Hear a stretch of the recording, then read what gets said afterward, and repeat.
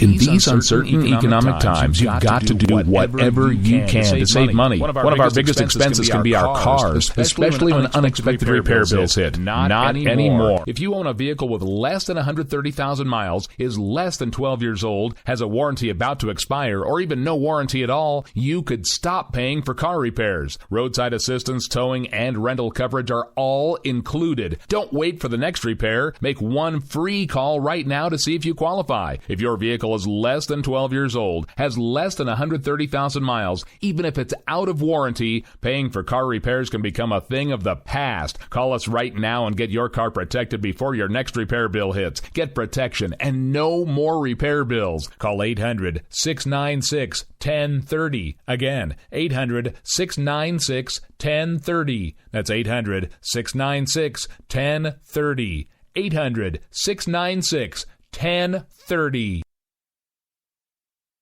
Joe had huge problems with the IRS. I knew it was coming. I hadn't filed taxes since 1990. All the IRS letters coming in added up to a nightmare. To get up to like $68,000, my heart started beating fast. It's like, there's no way, man. I mean, I ain't going to be able to do this. Then they stopped his paycheck. So that's when I started making phone calls and found U.S. Tax Shield. U.S. Tax Shield went to work immediately. They just took the bull by the horns. What blew my mind is he called the IRS right then and there. So why is U.S. Tax Shield A+ rated with the Better Business Bureau? Joe knows. They saved me a ridiculous amount of money. If you owe more than $10,000 to the IRS or state, choose the company Joe chose, U.S. Tax Shield. It was the best decision I made. U.S. Tax Shield is the way to go. Life is good. Thank you, Lord. Call 800-471-3287. U.S. Tax Shield. Boo-rah. Yes. 800-471-3287. 800-471-3287. Wake up, America. Can if they step up and do it, and that's what we need. We're in crisis right now, Lou. The only way that we're going to collapse is because of an internal threat. Government consists in taking as much money as possible from one class of citizens and giving it to another class. You've reached the office of Dr. Randy Arrington. Please have a seat, and the doctor will be with you in just a moment. Good morning, Dr. Arrington, or I should say good afternoon. Good afternoon, Dr. Arrington. Hey, Lou, how are you today? I'm doing pretty well. I'm hanging in there, considering. How about yourself? Well, wake up, America. I think I got something to say to you, and I say this every broadcast. People, I love the United States of America. I served that country for more than 30 years. I want you to love the United States of America, too. Now, rest assured, any of you that take my class at UCLA or Tulane or LSU know that Dr. A will never try to put his brain into your head. I say that to my radio listeners as well. I will, however, motivate you to think, like I do Lou all the time, and to use the analytical part of your brain that very few people actually want to use because it requires effort, it requires work. And today I want to talk a little bit, there's so much to discuss today, Lou. I want to talk about what government actually is, how it was designed and created, the origin and design of government, what it means to govern. We're going to talk a little bit about what makes things happen in politics. And then hopefully we can get to it where we're going to discuss some things that have been happening on Twitter and some of these other social media outlets where actual assault's been taking place. Some of the people that I call friends and colleagues want to discuss that a little bit. If we get time, after thoroughly exhausting those two topics, I want to discuss what happened this last week with the papal visit of Pope Francis. I want to discuss that a little bit and compare it and contrast it to another pope who teamed up with an American president and what they actually did for the world. And if you're ready, I'll continue. How does that sound to you, Lou, talking about those topics? And if we get to it, maybe we can talk about Mr. Boehner, his announced departure from the House of Representatives, and him trying to protect the institution of the House of Representatives, which that tells you right there all you need to know about John Boehner. That's that one statement. If we get to that, I'll discuss why that's true. Are you happy with those topics? Yeah, I certainly hope that we get to that last one, but there's so much ahead of it. Well, we can we'll tease see. that for next week. If we need Yeah, to, but, next week's topic, if not, right? yeah, we got lots. Here, let's talk a little bit about government and that sort of stuff. Throughout history, these so-called scholars. Now, before I continue, do you know why I call these people so-called scholars, Lou? Because they consider themselves scholars, but they're not very scholarly. Yeah, you can be educated, but not be intelligent. And people, that's the first mistake that people make when they get their master's degree or their PhD. They suddenly think that they are so intelligent. As I progressed through graduate school and got different the degrees that I got, I realized how stupid I actually was, and was fortunate to get educated by these wonderful men that allowed me to, and women that allowed me to study under them and learn things that helped me to then pass that along. I do it all the time. I praise them and pass things along from them to my students or to the listeners, and give them credit. So it's not me. This is I've been allowed to see things because they've allowed me to see them. But throughout history, these so-called scholars seem to have confounded these two terms, society and government. So much so that there was little or no distinction between the two, society and government. Dr. A argues that society and government are not only different, but they have totally different origins. Society in mankind is produced by our wants. Government is produced by the wickedness of mankind. Society positively promotes our happiness as human beings and the happiness of mankind. How does it do that? By uniting our affections. Government negatively promotes the happiness of mankind by restraining our vices, our inclinations, which can be wicked. Society encourages things like communication, contact, interaction, and mutual association amongst us as people. Government creates divisions. Society, in every variety, I argue, is a blessing to mankind. Government, even in its best forms, is but a necessary evil, and in its worst forms, it is intolerable. Winston Churchill is famous for saying, asked about democracy, he said, democracy is the worst form of government, except for all the rest. So that one statement right there lets you know that government is but a necessary evil. Like money. Like money. By the way, I need to borrow $20. Can you, well, never mind. Send the mail. Yeah, there you go. Government, like clothing, is but a badge of our lost innocence in mankind. Adam and Eve covered their exposed bodies because they were told that they were naked. In other words, their innocence was lost in the Garden of Eden thanks to that revelation by Satan, Beelzebub, the devil. Likewise, government became necessary because man soon discovered that she was vulnerable to the naked aggression of other men and women. I often talk about the difference between your hero Locke and Hobbes, and Hobbes said that in the state of nature, the problem with the state of nature is that men and women are equal. Equality is the problem, meaning that under the right circumstances, the weakest amongst us could kill the strongest amongst us, given the right set of circumstances. Samson was the strongest human being on the planet until Delilah, his barber and lover, gave him a haircut, correct? You remember that story? Yeah, of course I do, but was Delilah the barber? Didn't she cut his hair? Yeah, I guess maybe so. Yeah, she did cut his hair. You're right. It was an analogy. Yeah, I remember. I'm mostly using intellectual humor, an analogy. Well, if you had sang the Grateful Dead song to me, then that would have been cool. But All right, well, work with me, okay. And going back to Locke as opposed to Hobbes, Locke said, no, equality is not the problem. What we need to do is bring people, we don't want to keep people safely apart in the state of nature, and then when we create society, we want to bring them together, fruitfully together. He was an Aristotelian. He believed, like Aristotle did, that man is a social animal, and we need to bring them together.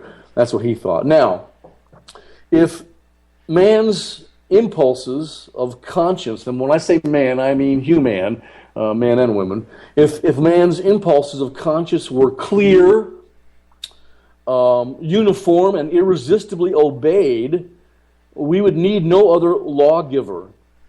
Unfortunately, this is not being the case with human beings. Men and mankind was forced to make a clear choice between these virtues, between the natural defect in his moral virtue as a man. In the beginning, and of course this is typically referred to as the state of nature in social contract theory, government was a conscious choice between, again to reiterate, the lesser of two evils. Sometimes that is exactly what we have in a presidential campaign. We have a choice that's usually made for us by the invisible primary, which we discussed last week. We have a choice of the lesser of two evils, and that's what we get to vote on. And when you said, and we're going to get this in a bit about setting the agenda. If I have the power, you want to find out whose power in a political arena, find out who has the power to set the agenda, and that's the people, those movers and shakers in the invisible primary that don't really care who votes as long as they get to decide what you're actually voting on, and that's real power in a political arena. Our ancestors, if you want to call them that, our ancestors in this state of nature deliberately chose to be governed, thereby relinquishing some of their God-given natural liberty. What does govern mean, Lou? Answer my question, student Lou. What does govern mean? To control. Exactly. It means to control. And I've told this before. In fact, I would pick out a couple students in my class and I would control them. I'm going to control you right now. Okay? From now on, good luck with that. No. You're going to submit to this control, this governance. From now on, when we do a show, you have to send me $50. JD has to send me $100, and Stacy, Miss Lennox, every time we have a show, she has to buy me a steak and lobster dinner. That's going to happen from now on. I'm controlling you. Okay? You're taxing us, is what you're doing. Exactly right. Do you like that? Do you like being controlled? Absolutely not. Okay. Well, for one thing, you have more money than I do, so you send me $50 every show. All right. So you're trying to control me. Human beings don't like to be controlled. But in the beginning, mankind, or making that calculated choice on the part of mankind to be governed, that was the preferred evil. When compared to the state of nature again, where in mankind's state of nature, Hobbes said, you know what? It is a war of all against all. In the beginning, security and freedom of mankind was, and still is, the true purpose and end of government. Therefore, whatever pattern of government, if you want to put it that way, whatever pattern of government appeared to be the most likely to ensure the security of the people in that society that had been created, with the least expense and yielding the greatest benefit, that was preferable to all other designs. And students, this is the true origin and rise of government amongst men. Namely, it was a method or a mode of relations that was rendered necessary by the inability of moral virtue to govern in society. Therefore, the design and end of government is freedom and security of the people in that society. Let me ask you a question, Lou. Think about this. I want you to think. I told you I'm going to make you think. What is the undergirding foundation of human nature and human behavior? What motivates human behavior? Well, now, that's a loaded question because there's a lot of different answers, and it depends on how you approach it. There's one answer. I wrote this in an article.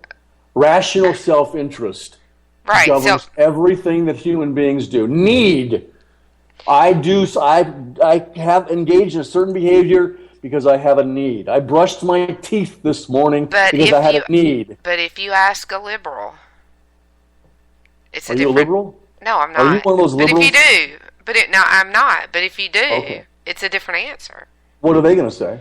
They're going to say good motivates people, the interest of others. We act in the interest of others. They're wrong.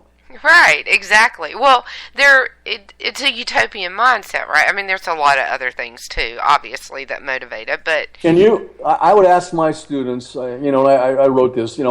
I get a job so that I can make money, buy groceries, and put food on my table. I get married so that I can have children and pass my legacy on. Or I wait in a darkened parking lot for some unsuspecting bloke to come along, and I knock that person over the head and take their purse or take their wallet so I can steal their money and pay my rent. My behavior is motivated by what I perceive to be as my needs. Now, that can change. Somebody can tell me my needs are something different, but it's a perception. And sometimes the perceived needs are changed by others that convince me that my needs lie elsewhere. Okay, can you think of any behavior, put on your thinking cap now, any behavior that is not motivated by rational self-interest? No, and I think that it certainly can be twisted if it's not. If right? I mean, we have... Well, I have people that I make them think, and boy, this is a fun discussion at UCLA. And I get them, and this one, when I just pose this question, sometimes it takes the rest of the 2 hours, which is great by me. We discuss all sorts of stuff. One of the answers was, well, on my driver's license, I am a organ donor. That's not motivated by rational self-interest. And somebody raised their hand and said, oh, yes, it is. That's legacy. Your heart lives on. Your kidneys live on. Now, that might be a stretch. I don't know, but that was a wonderful discussion we had at UCLA. Well, here's another example for you. So I'm gonna throw this at you. This is kind of a question for you. You were in the Navy, obviously, put yourself in harm's way quite a few times, and for our country, for our freedom. How is that motivated by self-interest? Because naval aviators, the ones that put themselves in harm's way and land those fast-moving attack and fighter jets on those aircraft carriers, are the best men and women on the planet. When I was a young student at UCLA, I thought I was going to be a submarine officer like my father, until I went to Beeville, Texas, and got in the back of an A-4 Skyhawk attack jet and flew in that airplane. And I asked that naval aviator up front, wearing those much coveted wings of gold. Naval aviation wears, we wear wings of gold, but my Air Force buddies wear wings made out of lead. I said to him, you land these jets on aircraft carriers at sea, right? Yeah. There's not too many men, at the time there's only men, that can do that and be successful. Is that correct? Yes. And because of that, you get a lot of praise and notoriety, and you get all the chicks, right? The answer was according yes. to Top Gun, yeah. He said yes. I said, this is what I want to do. So that was completely motivated by rational self-interest, and yet, yes, I do want to serve my nation. That's motivated by rational self-interest too. I want the United States, the freedoms that we enjoy, to continue and have great longevity, so I can continue to be free. That is rational self-interest. I don't want to speak German or Arabic and have to adhere to Sharia law. That's motivated by my own rational self-interest to continue to be free. How do you think about that answer? I think that's a great answer. That's just what I was looking for. Yeah. I may, those of you that are listening out there or are in the romper room, we're going to have a surprise caller today. I may have to tease with her a little bit, like I often do. Is that okay? Am I clear to do that, Lou? I think she would wonder who she was talking to if you didn't tease her a little bit. All right, let's get back here. Let's get back to this topic of governing. Again, to reiterate, to govern means to control by making tough choices about the authoritative allocation of scarce resources. That's what Professor David Easton calls governing. The authoritative allocation of scarce resources. Who gets what when, and how, and why. These choices, which are public policies, will either support or weaken the competing values in our society. The competing values in our society are freedom, order, and equality. Now, by choosing public policies that promote one of these competing values, guess what, Lou? The other two are effectively weakened to a certain extent, to a certain degree. Thus, the act of governing causes conflict among people who hold these values in different regard and in different intensities. The purpose of government includes maintaining order, distributing public goods, and promoting equality. Theodore Lowi has a typology, and he calls these things regulatory, distributive, and redistributive public policy. It's one of the most famous typologies in governing, Theodore Lowi. By the way, he wrote a book called The End of Liberalism. If you get a chance to read Theodore Lowi's book, The End of Liberalism, it's a couple hundred pages long, 250, something like that. It really will open your eyes about what's happening right now. It's written back in the 60s, but what's happening now is exactly what was happening back then. So pursuing these goals means that some measure of freedom must be surrendered, consciously surrendered, by those who are governed. Okay? And again, why do we submit to the loss of freedom? The benefits that we receive, the benefits of property or prosperity, security of our lives, or orderly society. To step aside for a second here, promoting equality is the most recent and the most controversial purpose of government. Equality is not mentioned in the government anywhere, in the Constitution anywhere, but it came about in the 30s when Roosevelt was president. We went through the Great Depression. Equality is now a purpose of government, and again, the most controversial. Equality, again, you got to realize this, is used in different senses. We speak of political equality. That would be one man, one vote. But are members of the electorate actually equal in our political system, Lou? Are we actually equal in our political system? Men and women? I'm talking about anybody in society. Are we all equal in the political system? That's a great question to argue both sides. On paper, but not in reality, no. Well, we've got influence. We've got money. Right. Status, organization. Right. If I go out, my name is James Lysek, and I go out and I want to promote my conservative values in the Beltway, the D.C., the Mordor on the Pacific, as it's called by certain pundits. Can I be powerful in a political arena by myself, Lou?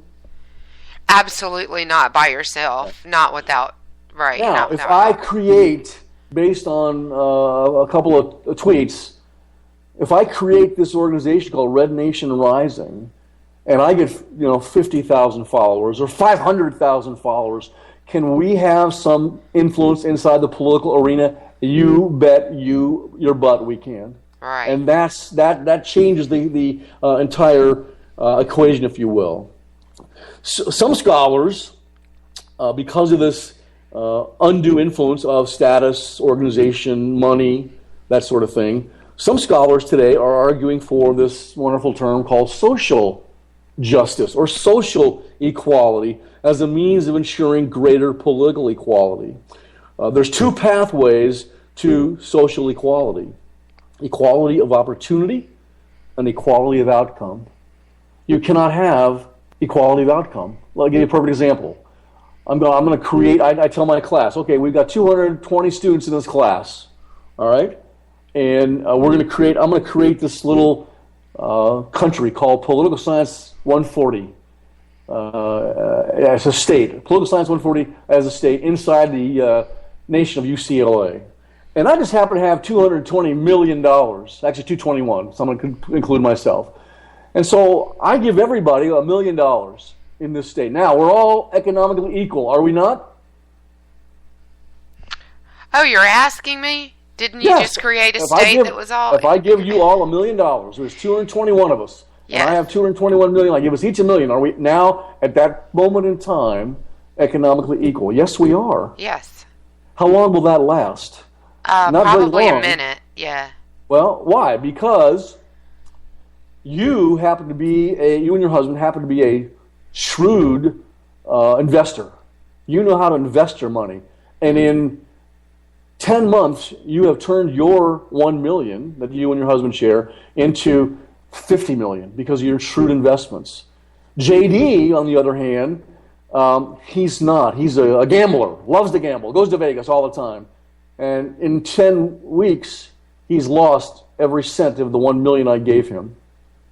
So you cannot have equal outcome, even when you contrive it, even when you force it, because human beings still have the right to choose. Okay? Now, I like equal opportunity. Let's give people an umbrella of liberty underneath which they can choose the path they want to go down and have opportunity to pursue life, liberty, and property, and happiness. That's what government is supposed to do.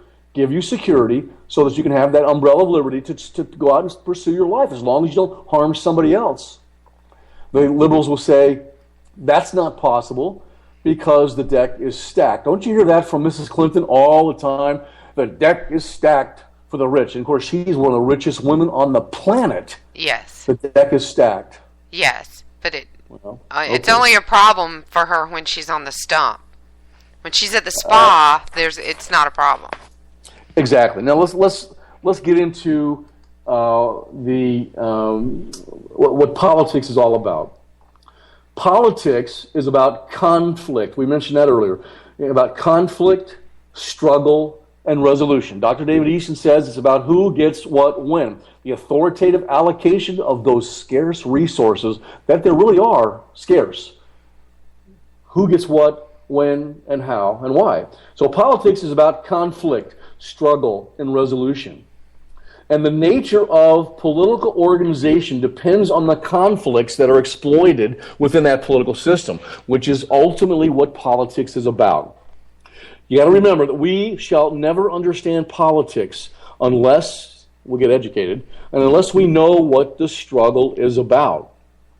What makes things happen in American politics is a great question I sometimes will pose to my students. I might say, okay, that's the subject of your term paper. What makes things happen in politics in America?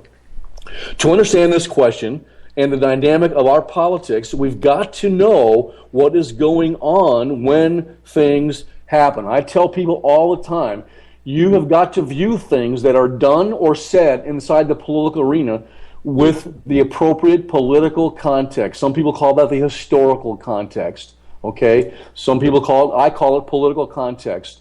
Why did John Boehner decide to resign his position at this point in time? You got to answer that question by looking first at the political context. The political context for this man is getting extremely volatile. He had no choice, Lou, but to resign at this particular moment in time because the political context dictated he do that. We might get to that later in the show. But yeah, I always tell my students, why did Miss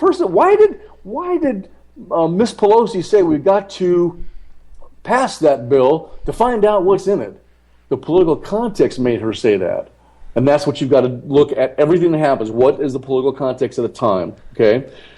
In other words, what is the change process? What does change look like? Mr. Obama is famous for saying hope and change. We've had a lot of change, haven't we? Not a lot of hope. But what is the change process and what does it look like? Now, today, the American government is no longer just a domestic operation. American government is a global operation. 80 years ago, this was not the case. We now have a worldwide Navy fleet, of course, that's being decimated by our current chief executive in the White House, our current commander-in-chief, Mr. Obama.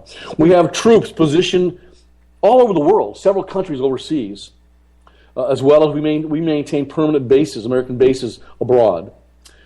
Indeed, today, America has a global sphere of influence, and it needs to be that way. It needs to be that way. We are indeed, in my humble opinion, the shining city that was mentioned in several of the Gospels and several of the things that were written in the Bible, set upon the hill, and I believe that. This global sphere of influence for the United States of America was accomplished despite our traditional isolationist tendencies that has sort of dominated our politics from the beginning. We were isolationists most of all, and despite our strenuous opposition to the expansion of government functions, higher taxes, and in spite of our political system's elaborate structure, which was almost perfectly designed by the Founding Fathers for obstruction and for checks and balances. I mentioned this earlier. If we had 320 million people that were politically active every single day of their lives, we would be unstable politically.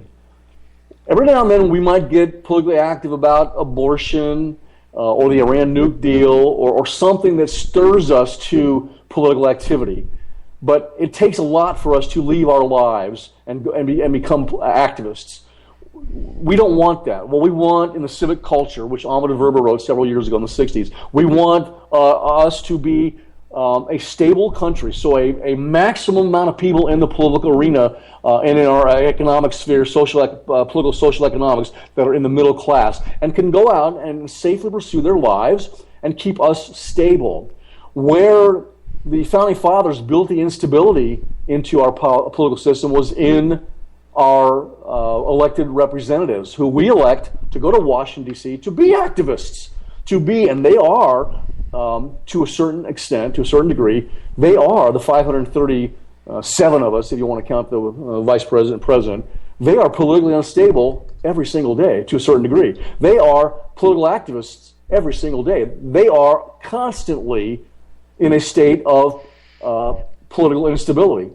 And that was designed that way so we could be stable out in society and pursue our lives and let them worry about it and be our representatives and hopefully do what we sent them there to do. Unfortunately, Lou, that's not been happening with too many of our elected representatives in the White House and in the two chambers of Congress. And what do you think about that? It sounds dead on to me. I mean, it's constant conflict. To some extent, it was built to be that way, right? Exactly. It was designed that way. Though those Founding Fathers, flawed men they were brilliant. They were brilliant. This change that has taken place in our politics could hardly have been greater if we experienced a violent revolution. I think the instability in our elected governing bodies is sort of an ongoing revolution. Nonviolent, but it's constantly going on. They're the ones that are unstable so that we can pursue stability. And it was designed that way, okay? Now, yes, no, it's not going to be a hugely unstable situation that they can't get their job done, but it was designed, those checks and balances were designed such that they would be unstable in their pursuit of their desire to institute public policies based on the constituents' desires. Okay, every one of them goes in there and supposed to go in there and pursue the interests of their constituency. And the arrows of public policy almost never point in the same direction. They point north, south, east, west. And Madison talked about that in his work. The Founding Fathers said, basically Madison said, we want everybody to pursue their goals constantly, and they do that through those elected representatives. And out of that, we don't know exactly which direction we're going. A totalitarian regime, allegedly, knows exactly where they're going. And when you examine that, you come to the realization they don't have a clue where they're going. Well, a constitutional republic based on democratic principles, because everybody is self-interested and motivated by self-interest and pursuing that, we have a general idea of what direction we're going. We don't always end up going that direction. But that's why Madison said in the Federalist Papers number 10, we want to pursue these things so that we end up going in a direction that is sort of how we had in mind. And that's what a constitutional republic based on democratic principles actually does, Lou. We don't know exactly where we're going. We have a general idea where we would like to go, and we head that direction. Is it time for a break? Indeed it is. Or you need one probably by now, don't you? We'll take a 2-minute break, and we'll be right back. Roger that.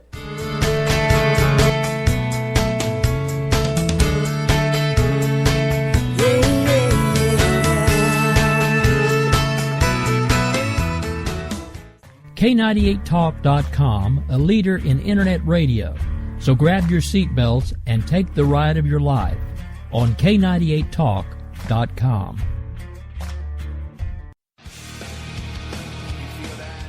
This is JD. And this is Stacy. Join us Tuesday nights, 10 p.m. Eastern for Game On.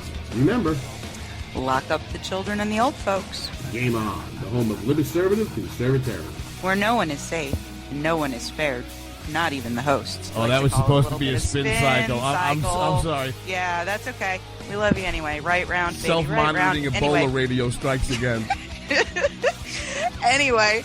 Anybody see the host monkey? Today. Where's the host monkey? Where's the host monkey? For God's sake, I need an antidote. Just do your rant. Let's pop out of the segment. Find us on Twitter at JD and Stacy. You're listening to K98Talk.com.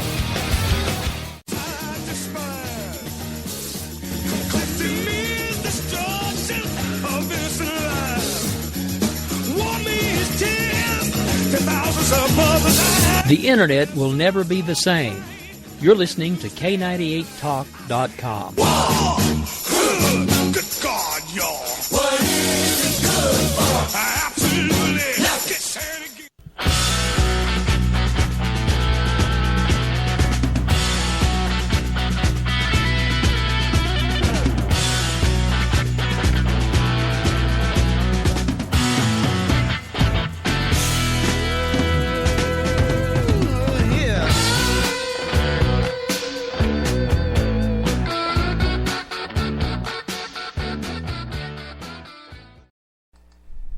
And we're back. I'm here. I want to continue on this before we get into this contagiousness of conflict. Dr. A argues that democracy in America has been experiencing a quiet revolution over about the last 80 years. And actually, it's been a quiet revolution since our founding. And it is still experiencing a quiet revolution every single day inside the Beltway. Of course, many so-called scholars have suggested that the revolution is indeed an ongoing event and that it never really stops. The traditional view, if you want to call it that, of American democracy and its array of political institutions is that of a highly stable structure supported by a strong, relatively conservative public. This viewpoint is incorrect, Lou. Actually, we have a political system that is quite flexible, but we as Americans are generally unaware of political change. Why? Because we send our representatives, like we mentioned earlier, to Washington, D.C. to be arbiters of that quiet revolution, that change on a daily basis, so we can just live our lives and take care of our families. That's what keeps us stable as a nation. Now, nothing attracts a crowd as quickly as a fight, and nothing is so contagious. Parliamentary debates, political campaigns, which are going through right now, jury trials, the O.J. Simpson trial captivated the nation, strikes, town hall meetings, all have about them some of the exciting qualities of a fight. How about social media attacks and Twitter troll assaults, which is happening to me on a daily basis, thanks to you and James Lysack and the rest of these people that put that stuff in. No, we can't blame Jim because he has absolutely nothing to do with it. He's like the non-troll magnet. I blame Jared and Rick Robinson and posting my stuff. All these things we just mentioned produce dramatic spectacles that are almost irresistibly fascinating to people. Again, the O.J. trial, the 2004, 8, and 12 elections, the supermarket strike in California that happened several years ago, the 911 Commission hearings, the Obamacare debates, what's happening with ISIS right now, the Iran nuke deal. All of those things are spectacles that are irresistible to us as onlookers. Remember, at the root of all politics is the universal language of conflict. And all conflict has some elements in common with the making of a riot, which of course is an uncontrolled conflict. The central political fact in a free society is the tremendous contagiousness of conflict. Every fight has two parts, Lou. The few individuals who are actively engaged in the fight at the center, actively engaged in the conflict at the center of the conflict. In our democracy, these combatants are the politicians, the political parties, the interest groups. And the second part of the fight is the audience that is irresistibly attracted to that scene. Of course, in our democracy, the audience is the electorate, or as the elected politicians like to refer to us, the unwashed masses. That's us. Well, I washed this morning, so I'm not unwashed. I'm just a mass. The audience is us. I'm not claiming the whole unwashed masses. Rational self-interest. I had a need this morning. I washed my body and I brushed my teeth because I had a need. It was a rational self-interest. That's what motivated me to act. Okay. All right. Remember, the spectators are as much a part of the overall situation, the overall conflict, as are the overt combatants. These spectators are an integral part of the conflict because they play a vital, pivotal role in determining the final outcome of the fight. So, that being the case, in order for us, as students of politics, to understand any conflict situation, it is necessary to constantly keep in mind the relations between the combatants and the spectators, because the spectators are likely to do the kinds of things that will determine the final outcome or resolution of the conflict. This is so because the spectators are potentially overwhelming in any conflict. Your hero, John Locke, in his second treatise on government, calls the people a vast reservoir from which all political power springs. And the spectators are never neutral. As such, the basic pattern of all politics is that the excitement of the conflict communicates itself to the crowd and vice versa. The first proposition of politics that Dr. Ray teaches is this, that the outcome of every conflict is determined by the extent to which the audience becomes involved in it. Or in other words, the resolution of conflict is determined by the scope of its contagion. The number of people involved in any fight ultimately determines what happens. Every change in the number of participants, either as an increase or decrease, affects the result, tips the balance. Here's the first resolution, the first proposition. I want you to understand this, students. The first proposition would be that the intervention of Dr. Arrington, Dr. A, into a conflict between J.D. and Stacy and this woman called 100 Girlfriends. 1,000. All right, 1,000 girlfriends. This is a Twitter troll. So the first proposition would be that the intervention of Dr. A into this conflict between Miss Stacy, JD, and this 1,000 Girlfriends chick on Twitter changes the nature of that conflict.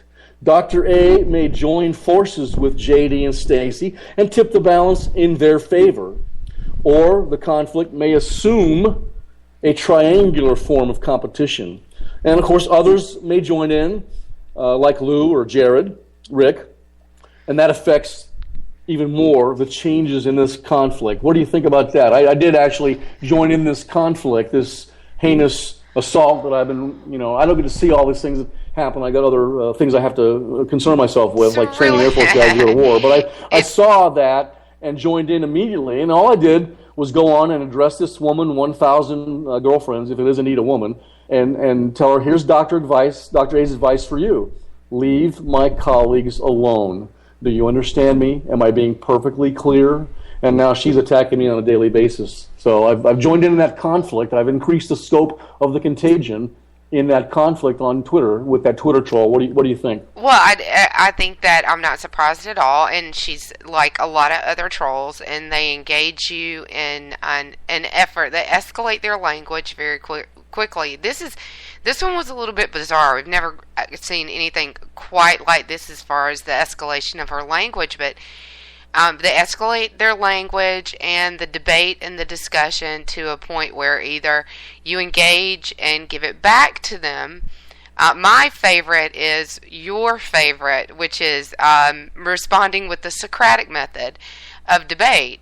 And if they don't want to debate me, I mean, if they hurl expletives back at me, and I just ask them another thoughtful Socratic question, and it really drives them crazy. And it's why I don't get too much troll activity for too long, because that's really not what they want, and it really does drive them crazy. But this woman was a little bit different in that she chose to go after two conservative internet radio stations, K98 Talk, which we're on right now, and AltCon, which is run by a friend of ours and staffed by a lot of our friends. Also simulcast shows from a lot of our friends. So in the process of going after this woman who merely tried to tell her that she was talking about a friend of her family, and our friend tried to explain to this woman that she had her story a little bit messed up, and it turned into an all-out assault on this woman who we have all, of course, as we always do, and as you said, attempted to defend. And now you can hear the last 4 blogs at Me and My 1,000 Girlfriends are all about us. K98 Talk, AltCon Radio, and our so-called group of mob tweeters is what we are. We're mob tweeters now because we defend our friends. And about 90% of our tweets on the topic did not, I believe our caller is calling in, and did not even engage her at all. But we didn't mention her, but she was keeping her eye on our timeline, so right. She would respond to our tweets, quote tweet us, and as we were, as she did that, would say things like, "Stop telling me to kill myself," when we had not said anything about that. We were basically trying to have an educated debate with her, or in a lot of cases, Stacy, are you there? Yes, I'm here. Yeah, in a lot of cases, Stacy Lennox has joined us, was trying to tell her to go away and leave her alone. And a lot of us even blocked her.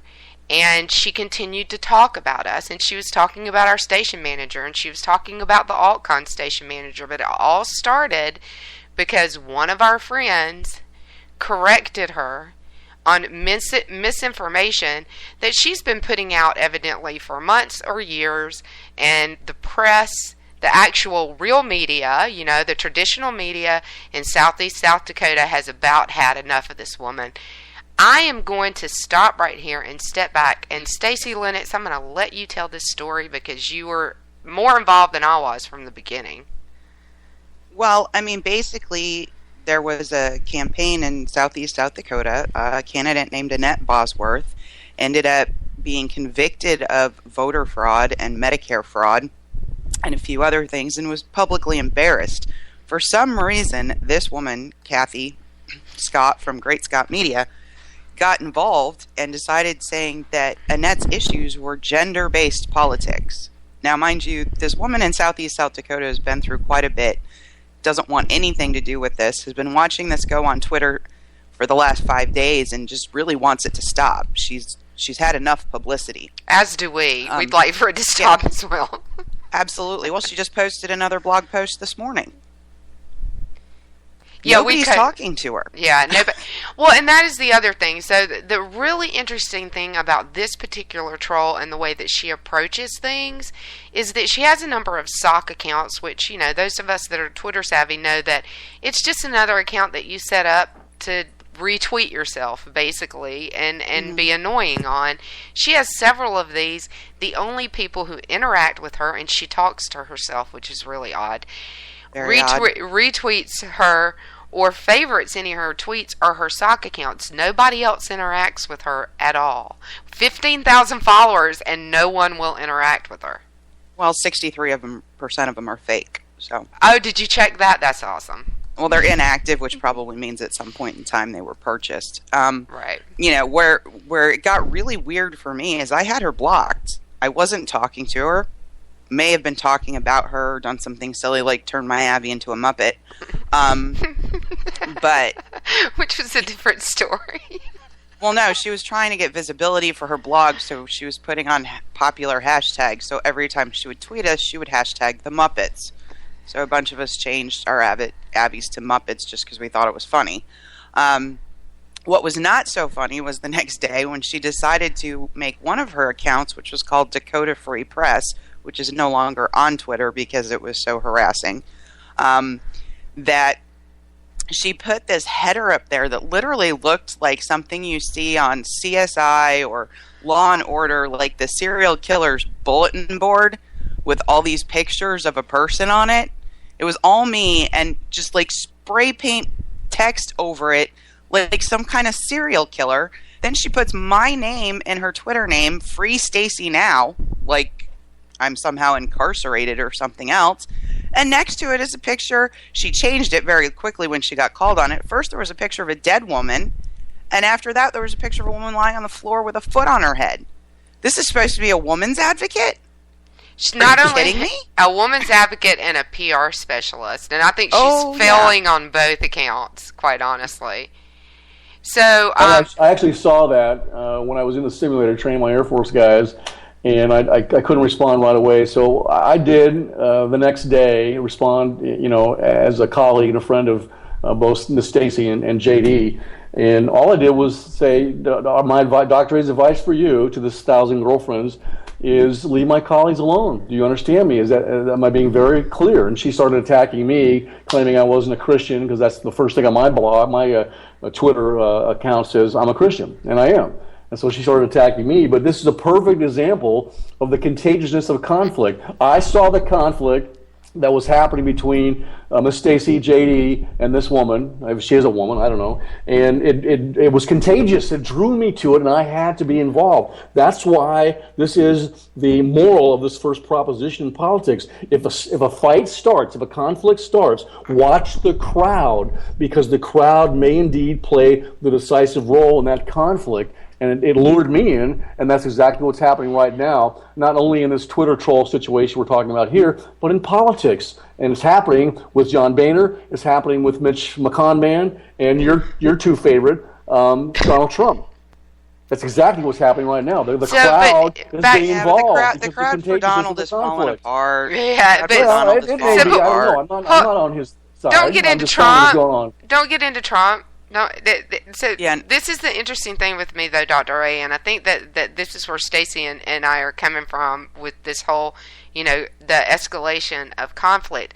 That is from the beginning all the way through the end, through this morning, and she's still doing it now, and she's involving one of those media. I don't know if you saw this before you came on with us, Stacy, but she's re-involved one of these Southeast South Dakota media people. And it's actually, yes, she has. Actually, but what actually happened is he wrote a blog saying she was the one that initiated this whole conflict and was writing libelous blog posts. Yes, absolutely. That's what set her off. Yes, her title was, his title was Cyberbully Goes After AltCon Radio. That was actually his title. She harassed him and his wife for months. It made the TV in South Dakota.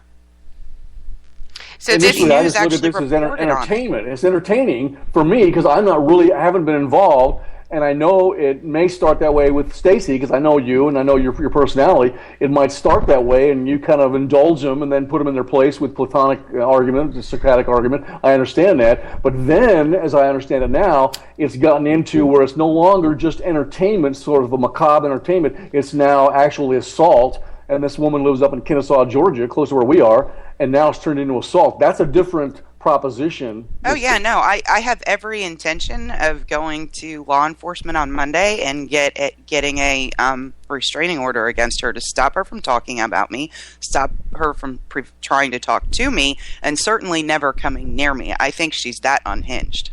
Right.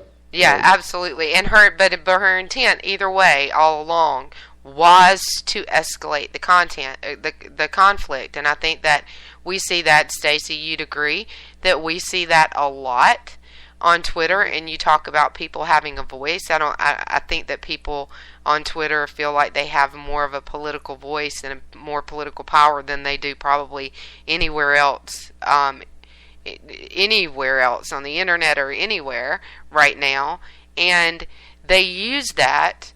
But I think the left of the Republican Party, and anything left of center, definitely, but those that follow, particularly that Alinsky model of communications, use that to their advantage to escalate a conflict and make some people look bad, some people look good. I honestly don't think she's that bright. Considering she's going to file charges with the FCC for K98 Talk, an internet radio station. What I will say is I think she's lonely. I think she's got a lot of issues.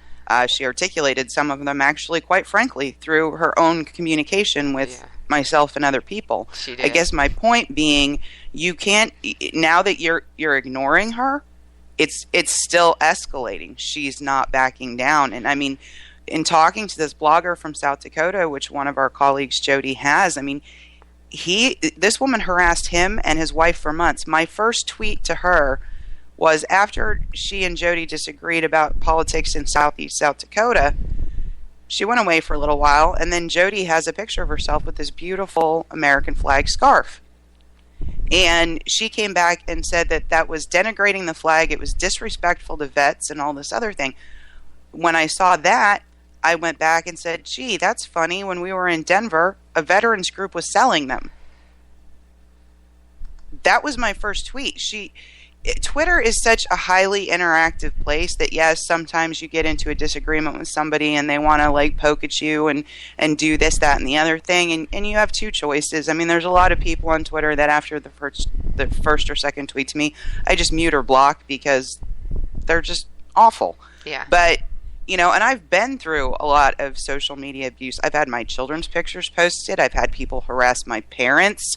I've had my personal information posted in terms of address, phone number, places I've worked, et cetera, et cetera. That happened. It upset me at the time, but I never literally was seriously concerned until I have this woman who literally lives 20 minutes away from me posting a picture of a dead woman and this crazy serial killer thing, and then saying I said the things that she had put on it, which I never did. And so, you'll remember that's where I really got involved and had the conversation with Rick and said, look, we need to do something kind of official here, because she posted the background image that really looked like it came from her serial killer lair, and and it had your picture all over it. That was and we did. I mean, as a group, between us and people we know, please understand, dozens and dozens and dozens of people ended up involved in this that I don't and probably never will know personally, because they saw it going on and was like, what is your problem?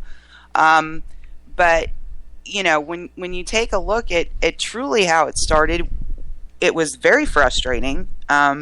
Once she had all these sock accounts coming, it just got really annoying.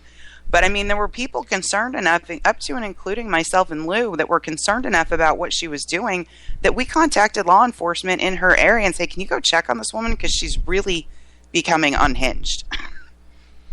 Yeah, it was very concerning.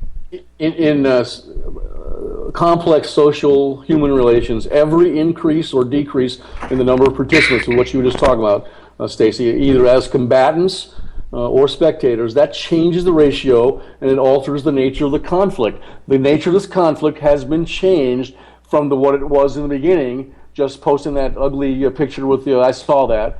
So it's been changed because there's been people from the audience are now joining in, either as active participants and combatants, or they're paying attention. And that's changed this entire conflict for you and for JD as well. Well, and I think ultimately that's what she wanted, and that's why I just stopped. I mean, there was a legitimate person yesterday asking her very specific questions about her activities in South Dakota. Somebody I've interacted with on social media for a long time who happens to live right there on the border between Nebraska and South Dakota. She was well aware of the situation that this lady was involved with. She's seen her interviewed on television, and she's heard about her activities in that area. She was asking her very direct and straightforward questions about what actually happened that Kathy is prone to lying about, both in her blog and on Twitter. And, I mean, she ends up quote tweeting this wonderful, sweet woman and saying, "Stop telling me to kill myself." At one point, she was pretending to be a 14-year-old child to try to get people suspended. Which she admits to in her blog that she posted this morning. And on LinkedIn, under her professional profile, she posts a blog where she admits to breaking the Twitter terms of service and basically just messing with us and lying to us and experimenting with us. I'll be taking that blog to law enforcement. You should. What do you think about that, Dr. A? You're a concealed carry weapons, right? You're armed, correct? Randy, we've met. Yes, ma'am. Yeah, well, you are armed, and when we met, it was one of the wonderful things I've ever been associated with a colleague. She squeezed my face together and told me she has 12,000 Twitter followers, and I love feisty intelligence. You were asking for it, Dr. A, to defend my partner. I do that all the time. I want to make people think. I want to make them come out and challenge me. That's what I do with my students. That's what I did with Miss Stacey before I even met her. And I didn't realize that I had to do that. She was already very feisty and intellectual from the beginning, so I'm glad that happened. You should have known she's my friend. You should have known she's feisty. But it was crazy. But it turned out to an all-out assault, and I've seen this woman threaten bodily harm. I don't know what's up with Twitter, because I know that everybody that she's threatened with harm has reported that. I know that others have reported that she's threatening people with harm and that she's abusing and harassing people. She doxed a pastor. No, did she really? Yes, she did. She doxed Pastor Frisbee and Diane. Yeah, I knew that she had done that to Diane. That's the other thing. She's taken everybody that she can and posting their personal information like we care. Well, the first thing that I did was go over to my PIO account, which is @Lou Esposito and my real name. And when it came time for us to do something official from K98, I did it from there to let her know immediately, you cannot dox me. I am not scared of you. Try. Yeah, and I mean, she can't dox me either. I tweet under my legal name. I have. You've been doxed. What's the point? I've been doxed. You doxed it again. I know who I am when I wake up in the morning. At this point, pretty much everybody on Twitter who follows me with any regularity does too. And it's not an issue for me. And ultimately, I don't. Not really a big issue for Diane or Pastor, but she's also sending what's called honeypot links, which grab your IP. Yeah. Which is not legal. Which is not legal, is it? I mean, that's a violation of. No, it's not legal at all. It's not legal, and it's a violation of Twitter terms of service. And she's admitted all this in the blog that she wrote this morning and posted on LinkedIn. And good luck getting a job with that one out there. My advice to her is to delete it. But just one other thing about this that was. She can't delete it before I download it because I'm writing a great blog, and then I'm going to the Atlanta Journal-Constitution. I got a number for you there, actually. And the paper in Marietta. Yeah, absolutely. But the most ironic thing about this, I think, is that everything that you said you've been doxxed. They posted your pictures. I mean, people have done all sorts of things to you on Twitter because, number one, you're outspoken, number two, you're conservative, and number three, you have a lot of followers. Mm-hmm. And for her to call you the bully, that was the ironic thing to me, because you've taken enough abuse that I think that what actually happened was, after the first day, she said, "Don't talk to me anymore," and then she started tweeting about me. So I started just open tweeting in response to her questions. Right, but she said, "Please follow back for a DM." I said, "Are you insane? You've asked me not to contact you, and I know you Photoshop DMs. No, anything you have to say to me, you can say on open timeline." Yeah, and that was the other thing. She photoshopped DMs and falsified information and wrote. I photoshopped an email that was supposedly from Jody. Yes. I mean, insane. About 80% at least of everything on her blogs that she's written. 4 blogs now. Now, she's not obsessed with us at all, but 4 blogs that she's written about us, and very little of it is true. And the most interesting thing is that she'll post tweets from all of us, or things that she's fabricated that say that she's said are from us, but she won't post a single tweet from herself. Mm-hmm. And that's really interesting too, I think. Oh, the life of trolls. They live under bridges. Dear. Yeah, but I honestly think she's worse than a troll in a lot of ways. And I mean, here's a woman with a website for a professional PR, communications, and reputation management firm acting like a complete unhinged loon on Twitter. And now linking her posts with her professional profile on the platform. Right. It's pretty silly. From a PR perspective, you want to go, what? But I don't think she has any clients. Yeah. Well, and that the campaign that she's been telling us all along that she worked for, in a previous blog, she said she was a volunteer, or a previous blog comment, she said she was a volunteer for the same campaign. So, you know. Yeah, I think she's suffering maybe from a little where do I fit into the world issue. Maybe. You know, Dr. A had no trolls until I met you two, and started my relationship. This was not mine. This was Joe. This was Nation Rising, and you guys. Not mine. No. Any Twitter trolls. I didn't know what Twitter was. That's not true. You had a parody account. Yeah, I know. That's right. True. Yeah. That's true, Dr. A. About that. That was very hurtful. Yeah. For me, it was intellectually entertaining. Yeah. The names. But you had your own personal troll. I've had several Twitter parody accounts. I had to reach out to you guys. What is this? I don't understand this. And you guys helped out with that. Yeah, we had to explain. That's how you know you're winning. Exactly. #winning, Dr. A. That's how you know you're winning. Stacy, any last words? No, just don't believe the hype. Good Lord. If you see it on Twitter, make sure it's somewhere legitimate, not on somebody's blog. Nothing I love more than when somebody shoots me a blog post as proof. Okie dokie. Yeah, exactly. I love the credibility there, especially one like this. You know, anything with the histrionics and the hyperbole. It's so obvious from the tweets to the blogs. So there's another word of caution. I mean, you know, if you've never heard it before and it sounds a little sketchy, it probably is. She told me she copyrighted her name. That we couldn't talk about her because her name was copyrighted. Her name is way too common. Kathy, if you're listening, I'll gladly pay you 2 cents, good copper, for every time we mentioned your name today. Yeah, absolutely. Even though I know for a fact that her name is far too common to copyright, but hey, well, of course. What do I know? Well, JD told me he's copywriting his, and I'm going to have to give him $1 every time I say it. Oh, that's a good one. Well, here's my advice to Miss Stacy: save your pennies, because Mrs. Clinton will be indicted before March 20th of next year, and you're going to buy me that steak and lobster. Now, she's not going to be indicted. She may no longer be running, but she won't be indicted. All right. Well, we'll see. She's going to make a deal. That's steak and lobster. Steak and lobster. Lobster. She's going to make a deal. I'll bet you she makes the deal. She's always going to save her butt, regardless. And you guys can keep trashing Donald Trump. I'm not a Trump supporter. I haven't supported anybody yet, but I like the competition. Oh, I have dumped Trump in my profile. That's how passionately I feel about it. So. Okay. All right.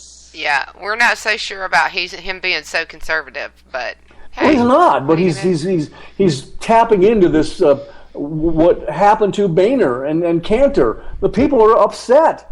We elect you to do something, and then you don't do it.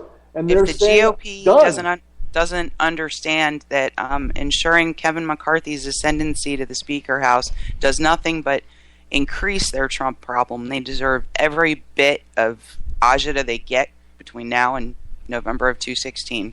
Kevin McCarthy would be worse than John Boehner and worse than Mitch McConnell, man. Because he's a California conservative. They're terrible. I know all about Kevin McCarthy from my relationship with Congressman Bob Livingston, my good friend from the 1st District of Louisiana. All about that. In fact, I'm going to have Livingston come on the show in a few weeks and talk. What do you think, Lou? I think that's awesome. Oh, yeah. You know I would. Not as fun as talking to Stacy, but...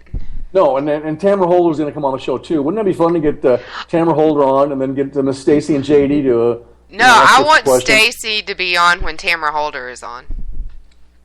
Why? Yeah, we could have her on. That'd be great. You got to Google her, Stacy. We can sit back and watch. Yeah, Tamara Holder. You won't have to... Ann Coulter? Yeah. She's the liberal Ann Coulter. Yeah. Oh, neat. I know. It'd be a lively show. We might get one or two in the romper room on K98 Talk in that chat room. That'd be fun. We'll try for that. How about that? I'm working on that. I'm going to try to make that happen. We'll shoot for that, yeah. Yeah. Yeah, definitely. So. All right, well, I'm sorry this is happening, and I'm going to do what I can. I just sent her a tweet. I told her to have a nice life, and JD responded, but... I might have to get ugly with her, but I just was trying to, lay it on the line for her. Just leave you alone. And I think she's a very lonely individual, and she's got some mental issues. I can guarantee you that right now. Yeah, all I got to say is... Public service announcement. If you do not have excellent mental hygiene, you should not be on Twitter. That is absolutely true. Excellent mental hygiene. There's actually a clip at the end of Law and Order where they remand a young man to the Department of Mental Hygiene. Tell JD about that one. He needs to pull that. He needs to pull that clip. I'll look up that episode. Nothing works here. The meds don't work. Been here for 7 years. That's a perfect clip for you guys. The advice then would be to double up on your medications if they don't work. Mm-hmm. If she doesn't stop, I'm gonna make a parody called 1,000 milligrams of Halidol. I love it. Yeah, because I've got all that extra time. Jeez. That's great, Stacy. I want to see that happen.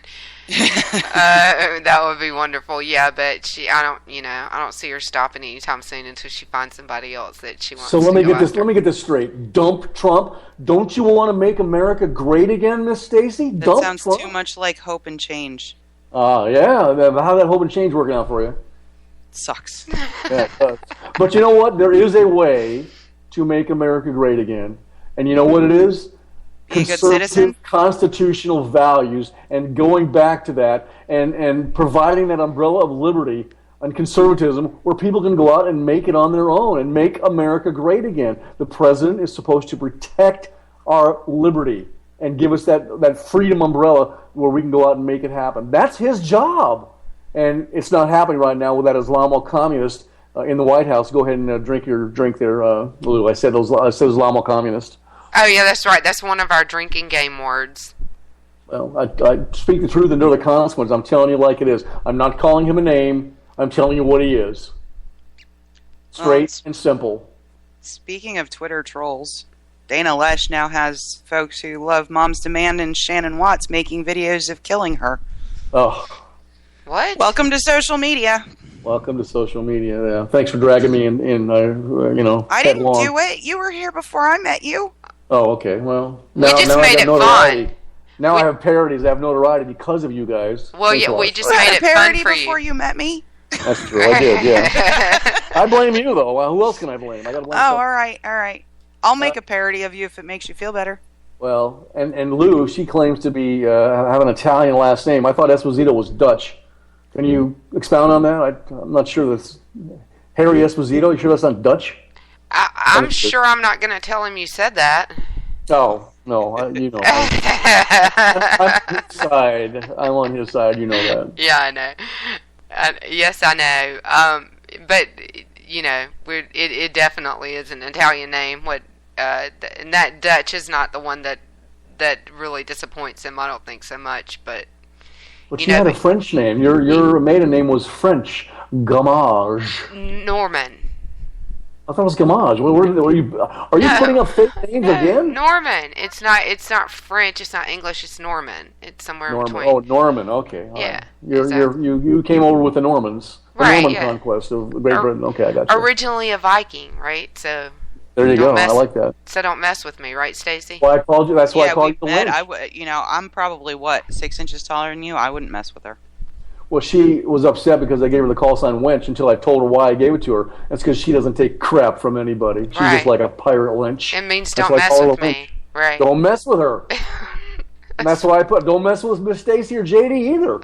That's what I told that woman. Just leave them alone. Well, definitely don't mess. Sure I cannot. She must just be. We've decided she has a crush on JD because she won't block him. She's blocked the rest of us. Oh, well. So. Huh. Yeah. Yeah. Oh, well. Yeah, she's stable. So, yeah, it's been an interesting week. We're going on, I guess this is day 6 now. Stacey. And I'm here in Georgia. I live in Peachtree City. You know that, Miss Stacy. So I'm naval aviator that I am and former federal agent, if you know what I'm telling you. Yeah, if you need a bodyguard, call Dr. Arrington. If I need some corroboration when I go to law enforcement. I'll look that word up, and if I can determine what corroboration means, I'll do it for you. Oh, stop. I'm teasing you. God, Dr. Ray, that wasn't even a $2 word. It's not. Much less than $1 million word. Well, how it was a quarter word. How about the Chapel Hill, South Carolina? Was it South Carolina or North? If you don't stop that, it's Chapel Hill, North Carolina. North, South. What's the difference? He wants more of those Islamic refugees who are not Islamic refugees. You notice they're all like 26, 28-year-old men, and they're all like bodybuilder types. There's no women. Where's the refugee women and kids? Well, I thought that was the refugees. This is an ISIS invasion, and you know it. What do you think about that, Stacey? The reason it's not being stopped is because he is one of them, Lou. Well, I wonder what Stacey thinks about that. About the refugee invasion? Yeah. Well, first of all, I'm not a huge Glenn Beck fan, but I totally agree with Glenn Beck. If we are going to take 10,000 people from Syria, it should be the Syrian Christians who have been being persecuted for over a decade. Their numbers used to be up near 2 million, are now only 400,000. They have been unable to gain asylum. If we're going to take 10,000, let's take them. Yep. I agree. I mean, Europe, Angela Merkel will go down in history as the person who fundamentally changed Germany and the European continent as well. Well, yeah. We're going to get involved probably next week now that we're going so long on this topic about the Pope. And you notice the Pope and Obama, they mentioned nothing about these Christians getting their heads cut off by these barbaric Muslims. That wasn't mentioned at all. And I have a problem with that Pope. Because they're not. It's just bad actors, Dr. A. There is no Islamic terrorism. Just ask Barack Obama. Yeah, he's one of them. Yeah, there is no radical Islam. A radical Muslim wants to cut your head off. A non-radical Muslim wants a radical Muslim to cut your head off. They're doing what the Quran says to do, Stacey. Exactly verbatim what it says to do. Speaking of Italian, they'll tell you that there's no such thing as the mafia. Well, there is. Well, no, there's not, because I'm Italian. I thought they came Well, from I'm Sicily. not really Italian, but... I've been to New Jersey. I've seen it. No, but that's they own the thing. really, really good restaurants. I will tell you that. I was about to say the same thing, and there's always people going in and out of the back, right? But... Still, that's the story. If you're Italian, there's no such thing as the mafia. And, that's fine. The next time we go to New Jersey, the three of us, we will go to one of those fancy restaurants and we'll make JD pay for it. How about that? Oh, that sounds All good. right. Yeah, because he can. So He can afford it. yeah. So here's a great idea. I think we didn't lose you, did we, Stacy? No, ma'am. I'm still here. All right, great. So here's a great idea. I think that and Stacy, do you need to go? Just here in a minute. Yep. Okay. All right. Well, I was going to see if you wanted to stick around and talk about Boehner, but if you've got to run, we'll let you run. Yeah, no. I know it's one of your I talked favorite about topics. Boehner this morning. All I can say is this. Ohio 8, where my dear friend J.D. Winteregg is running for Boehner's seat. It has gone from a primary to a special election. They will no doubt be putting some establishment hack in there to run against him, and he will be well funded. So if you want to send people to Congress with good conservative principles that are serious about taking our government in that direction, please go to jdwinteregg.com, donate, volunteer, do what you can, because that district is now up for grabs. Yep, ditto, all that. And the other thing is that JD, remember, was the one with the guts to stand up to Boehner twice. Yep. So the man's got courage and he's got principles, and he is a principled conservative. So I'm with you on that one, Stacy. If Megyn Kelly can say balls on her Fox show, you can say it too. He's got This is internet radio. Internet radio. We Yeah. say schmeckle all the time. Yeah. I didn't say I try to maintain a professor's decorum, but sometimes wench drags out of me and gets me my blood pumping. And Yeah. It's all me. raise the decibel. No, after I heard after we watched everything that went on with the trade deal, and all of the parliamentary machinations that played out so vividly all over the television. I mean, we all know it goes on, but we don't necessarily see it. You know, the retribution acts taken against people of the rules-making committee, Mark Meadows getting canned out of his position that he was appointed to by his peers. Louis Gohmert and Ted Yoho ended up sharing an office in the broom closet somewhere in the Capitol. People's travel budgets for international travel getting cut. I mean, to punish people for not voting correctly on that, Boehner went way over the mark, and it was well documented, thanks to people like Mark Meadows who actually talked about it. Yeah, and Jim Jordan. I think there are a lot of people who are afraid of him and afraid to talk about it. And I think that's really kind of what started. I mean, nobody was a big fan of Boehner to begin with, but I think that whole thing around the trade deal, TPA, really started a spiral in the wrong direction and really kicked up the level of heat that he was getting from both the Freedom Caucus and the Conservative Caucus. Yeah, I agree. I think it took the scale. Going out in Breitbart and saying learning to deal with conservatives is akin to a garbage man getting used to the smell of garbage was probably not the right way to go. Yeah, that might have been the nail in the coffin.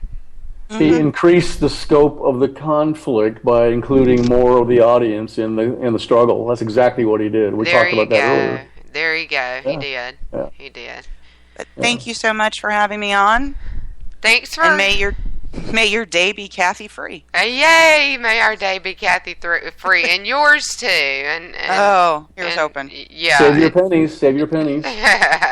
All right, so we're gonna. Can't wait for you to buy me dinner, Dr. A. Oh, all right. I'll be good. I'll do it.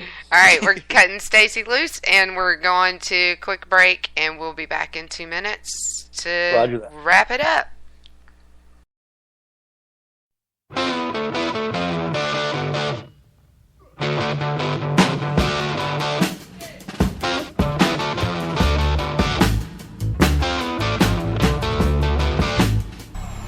K98 Talk is expanding its lineup for 2015. This means we are expanding our advertising base. Whether you're a startup trying to push through to the next level, or an established business trying to supplement your advertising budget, web-based advertising is a solid investment. Thanks to Talk's newest partnership with TuneIn Radio and instant access to our sister station, K98 FM, we give you worldwide access at a reasonable cost. Interested parties should email us at sales@k98fm.com.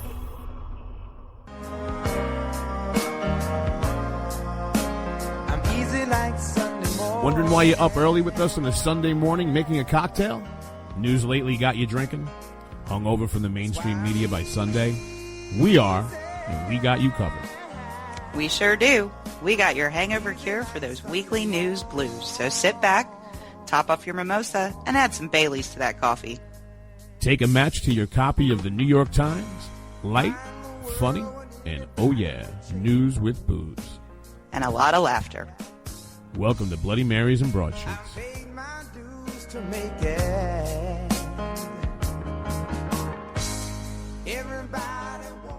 Abolish the IRS. Take all 125,000 IRS agents and put them on our southern border. That's us, that's right. Gotta love this American ride. Both ends of the ozone burning. Funny how the world keeps turning. Look, Mom, no hands. I love this American ride. Gotta love this American ride. And we're back. You're still there, aren't you, Dr. A? I am, and I was just thinking about that. Wouldn't that be fun to have Stacy call in while we're interviewing Tamara Holder? I mean, that would be electric, and I'm going to try to make that happen. I know Tamara would be so outnumbered. It'd be like her. It'd be just like her being on the Hannity show. Well, I would be the moderator. Like, I wouldn't attack her personally. Like, I never do that in class, so I would allow her to say what she wants to say. I'd pose some good questions to her, and just be the moderator, and then let you three duke it out. But that would be so much fun for the listeners. It really would it would be fun. And Stacy was fun. It was great to have her on. Oh yeah. We need to get her and Tamara and maybe JD in there. Yeah, Sam Janney. We should have Sam. We should have Sam Janney, a Politabunny, on one Sunday too, if we can get her on. You know, it was earlier in the campaign. It was the first debate. They asked Trump. Well, they asked all of them if they would support the inevitable final Republican nominee for president and not go independent. And of course, Trump raised his hand and said he wouldn't commit to that. He later signed an agreement. But that brings me to, we're talking about the scope of conflict, contagiousness of conflict. Let's say we had Mrs. Clinton getting the nomination, which I don't think she will, and whoever gets the Republican nomination, and then Trump goes independent. It would be very similar to the 1992 presidential campaign when Bush probably would have been reelected if Ross Perot had not entered that competition as a candidate, effectively altering the nature of the conflict and changing the scope of the conflict, adding new people from the audience into that conflict. And if you remember, during that presidential campaign, because we have pluralist rules, not majority rules in our elections, Clinton became the president with 43% of the vote. Bush had 38%, and Perot had about 19%. So that's what happened. Now, in politics, every increase or decrease in the number of participants, whether that be increasing the number of combatants or spectators in the audience, that does change the ratio. And as such, it alters the nature of that conflict. So can I ask a question about that? Yes. So we talk a lot. We've talked the past few shows about parties and interest groups, and my hero John Locke talked a lot about interest groups and the conflict that they cause in governing and the difficulty with them. Isn't it also true that the increase in the number of quote unquote special interest, or the more you can kind of divide and conquer the populace, the easier they are to control? That's correct, and that's what, if you read the Federalist number 10, it was penned by Madison, he encouraged that. We talked about that earlier before Ms. Stacy came on. If you can encourage people because of rational self-interest to seek their what they want out of life and create these factions, is what they call them, when the Founding Fathers created the United States of America out of those 13 colonies, create these interest groups, create these factions, and vigorously pursue their goals, they null each other out. And in a constitutional republic based on democratic principles, unlike totalitarianism, which they know where they're going, they know their ultimate destination. In a Marxist society, they know it's utopia. And of course, that's crap. It's never going to happen. Well, we don't know where we're going. We have a general idea of where we're going, but we don't go there linearly. We take a circuitous route to get there.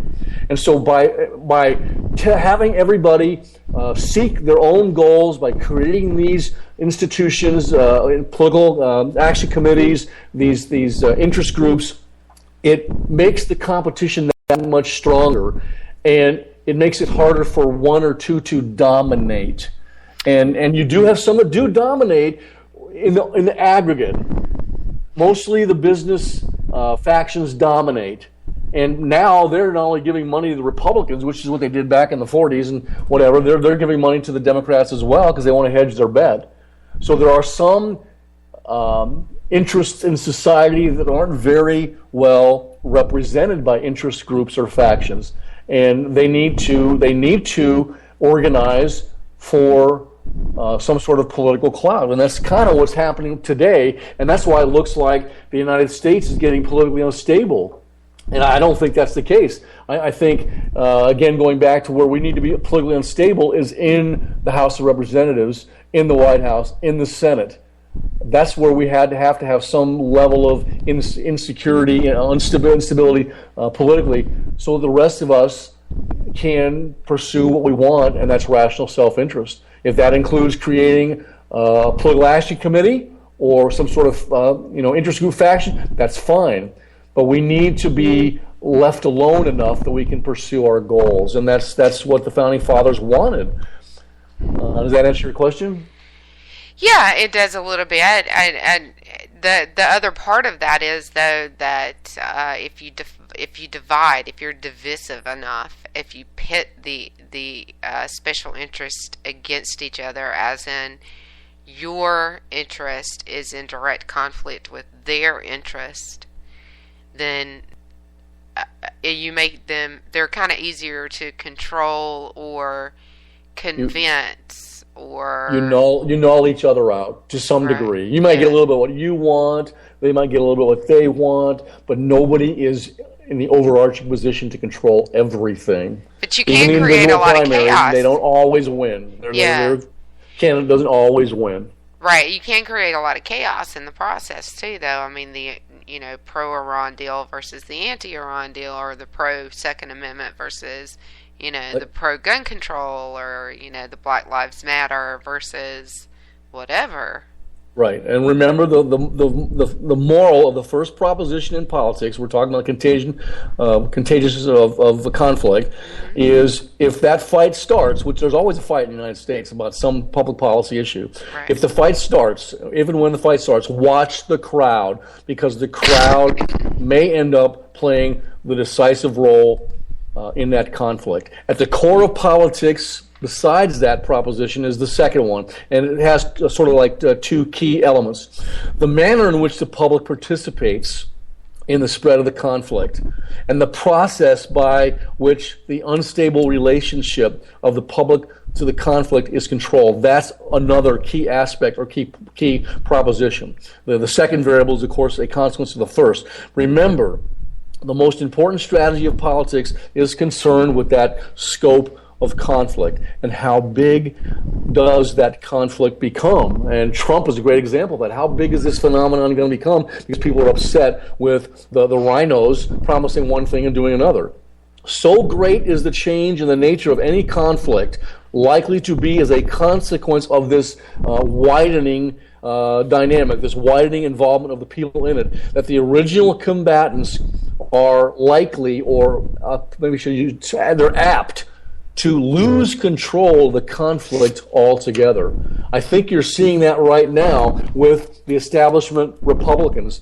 They're looking at the possibility of losing control over the invisible primary and having a man like Trump win their nomination against what they have decided beforehand.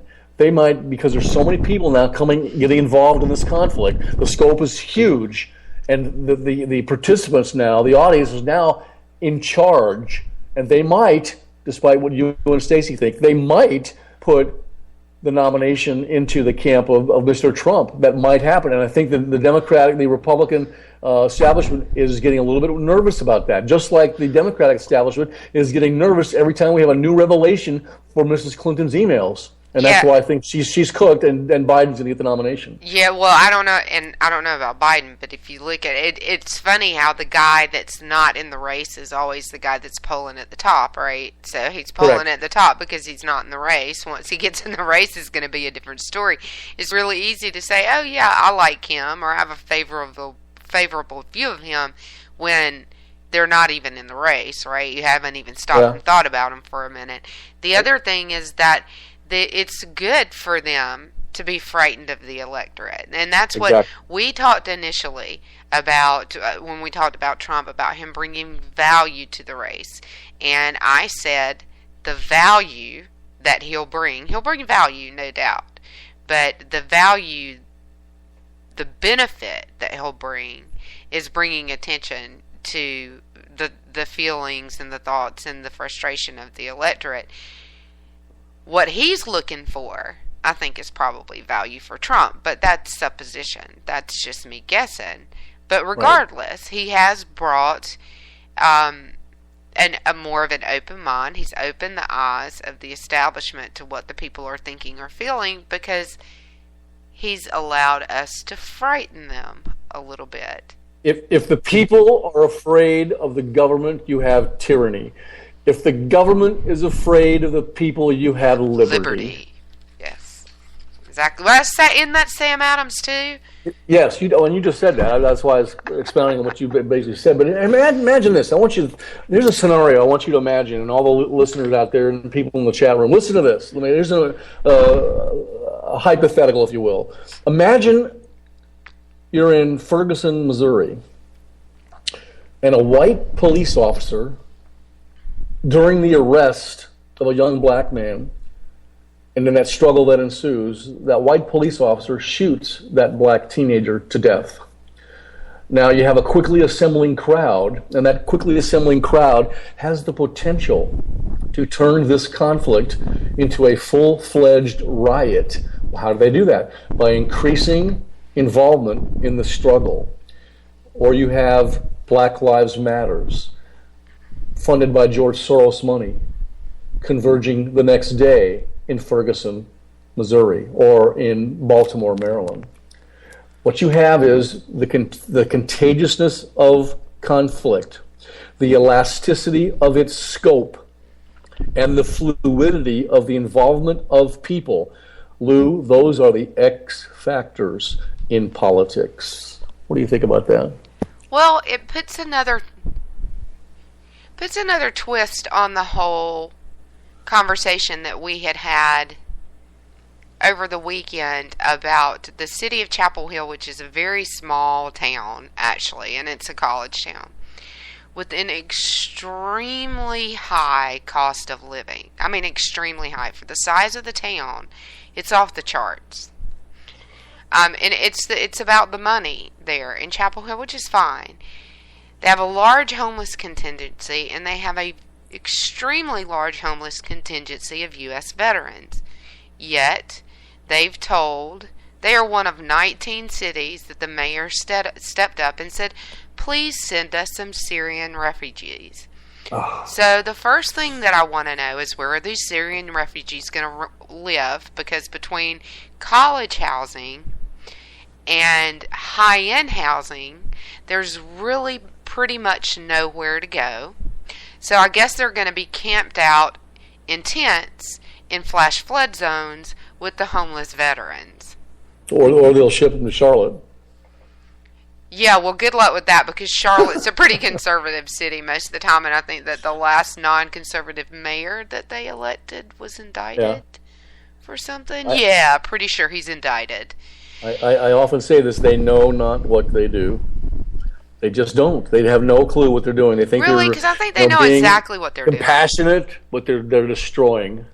I think they know exactly what they're doing. I'm sorry. Maybe it's where I grew up. Maybe it's how I grew up. Maybe, it's obviously my family. I feel like it's not just a gut feeling. I think they know exactly what they're doing. I don't think that it's just compassion.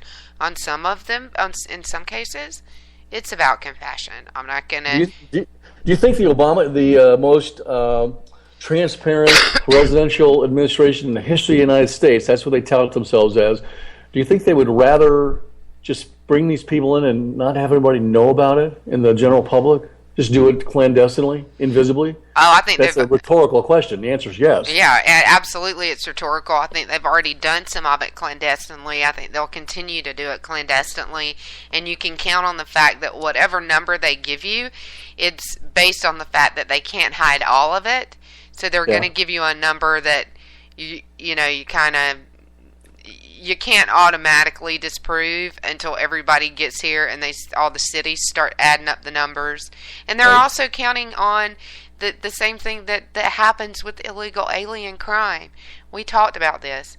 They don't report the crimes of illegal aliens, and of the federal government won't report it. The states can't report it because they fear reprisal from the federal government. This was an investigative report by Fox News. So it'll be the same thing. How many Syrian refugees do you have? Well, it's about this many, and about this many will probably be about 60% of how many there really are. And that leads perfectly into the third proposition of politics that I teach my students all the time. It's this: it is unlikely that both sides of a conflict will be equally reinforced as the scope of the conflicts becomes larger. In other words, the balance of forces will almost certainly not remain constant. Conflicts in a political arena are frequently won or lost by the success that the contestants have in getting the audience involved in the fight, or in excluding the audience, as the case may be, which is the case in the invisible primary, which is the case with the Obama transparent administration. This is known in the politics as the politics of inclusion versus the politics of exclusion. I put it another way. It's the politics of nationalization versus the politics of privatization. The stronger side of a conflict may have enough power to prevent the weaker side from adding participants to the conflict who are, how should I put this, sympathetic to its cause.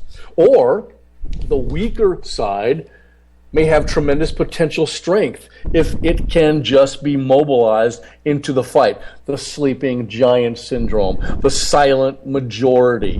By definition, the intervention of bystanders is never neutral. Every change in the scope of conflict is biased. Every change is partisan in nature. Thus, the political conflict, every change in a political conflict in the scope of it, changes the equation and changes the competition. What do you think about that? It's funny you were saying that, and I had a flashback from comparative politics, and that's just just the way we learned it. It's really kind of there are two systems when you break it all down. It's the politics of inclusion or the politics of exclusion. And when you look at socialism, communism, that's all politics of exclusion. It doesn't matter how much they tell you. And as we had these debates about, well, that's a democratic country because they have an election. No, it's not, because they have the ruler that's been the president for the last 15 terms on the ballot, and then some guy that he handpicked that is, if he does win, then off with his head. Do you realize that in the United States of America, about 40% of those who are eligible to vote don't vote? That's a huge block. If you could get that audience involved in the scope of conflict, it changes the dynamic of everything. The balance of forces in any conflict is not a fixed equation until all participants that are going to get involved. 40% don't vote. And that tells me that we don't appreciate the politics of inclusion. Right. Exactly. Well, if only 10% of the public is involved in any political conflict, what does that mean? That means 90%, the 90% who are currently uninvolved, they have tremendous potential to drastically alter the outcome if they were motivated enough to enter the fight. That's another reason why the lefties want to bring in all these illegal aliens and these Muslims because they know that probably 80% of them are going to vote with them if and when they get to vote. They're going to be Democratic voters. This is called converting potential strength into demonstrated strength. Remember, it is hazardous to assume that the spectators are uninterested because in a democratic society we maximize the contagion of conflict. Democratic politics, what does it do? It invites intervention and gives high priority to the participation of the public in any conflict. And if it is true that the result of political contest is determined by the scope of public involvement in that conflict, much of that has been written about in politics has become nonsense. The oligarchs in our society, and I told you we're an oligarchy, the oligarchs want to limit the public's involvement in the decision-making process. They want to keep these decisions private. They want to privatize everything. The scope factor overthrows the familiar sort of simplistic equation based on a tug-of-war model between measurable forces. The battle is not necessarily won by the strongest, nor is the race won by the fastest. Democracy in America is filled with great examples that pit the competing interests of privatization versus nationalization in the conflict. In other words, attempts have been made at restricting the scope of conflict to keep it out of the public domain. What do you think about that? Wow, that's the big one. To keep conflict out of the public domain? Yep. Or conflict is created around an issue to keep it out of the public domain? They want to keep the sides, they want to keep the audience at bay. They don't want them to see what's going on. They want them to stay and do their little lives, and then we get to make the decision. It's the invisible primary. If I can just keep you, doing what you're doing, pursuing your job, working your 2 jobs, taking care of your family, and then all of a sudden it's time to vote on November 7th or whatever day it is going to be next year we vote, all of a sudden you find out here's the 2 that I have to choose from. Wait a minute, I didn't want either one of them. But you know what else we've seen them do in that same vein, and this is with Congress over the past few months. We've seen them, the more involved people get and the more vocal people get about things like the Iran deal and TPA, is that they move those votes around, they attach riders, they vote for this under, law enforcement funding, and they move things around and they attempt to confuse the public so that we don't know what's going on.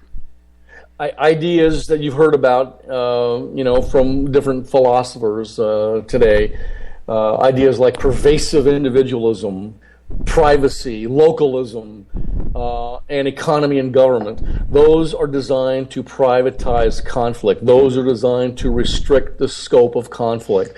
For example, a tremendous amount of conflict can be effectively controlled by keeping it so private that it is almost invisible to the public. We have to pass the bill to see what's in it. That's exactly what I'm talking about. Privatize that, and then you get exposed to it once it's now the law.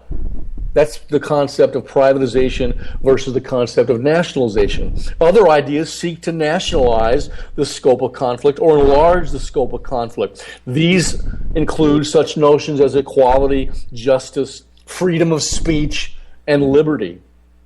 These things that I said tend to make conflict contagious. These things invite public intervention on their behalf.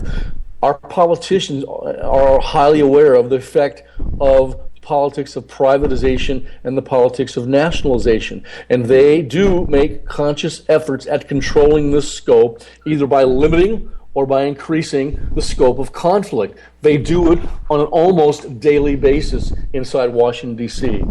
Increasing or decreasing the scope of conflict is, of course, depending upon their political goals. But remember this, they will often try to veil their efforts on some other grounds in an attempt to explain it away. The Iran nuke deal is designed to prevent Iran from getting nukes. It's designed to prevent them from using the $150 billion that we're going to free up to give them to kill Americans, using that money to fund these terrorists, Hezbollah and Hamas. You never hear that from the White House. They're telling you the exact opposite because they don't want you to know the truth. Control of the scale of conflict has always been a prime instrument of political strategy, whatever the language of politics has been. I want to ask you this, Lou. What happens when a conflict becomes nationalized? What happens to it, Lou? More people get into the fight, and it's escalated. It's increased. What happens is, if it gets big enough in the scope of the fight, the original combatants lose control of the entire matter. That's what happens. For example, the civil rights movement in the South was nationalized in 1964-65, and thus the Southerners, who wanted to keep that matter privatized, they lost control of the conflict. Nationalization of conflict opens up a new political universe of possibilities. And democratic government is the greatest single instrument for nationalization of conflict in the American political arena. In America, democratic government is never far away when conflict breaks out in society, because democracy thrives on conflict. I teach that to my students all the time. Yes, democracy does, and that's another thing that I learned. Democracy does thrive on conflict, and our republic was born in conflict.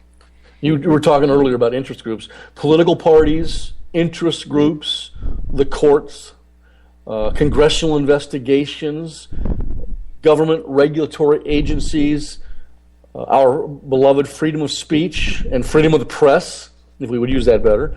These are all instruments available to the government for nationalizing private conflicts.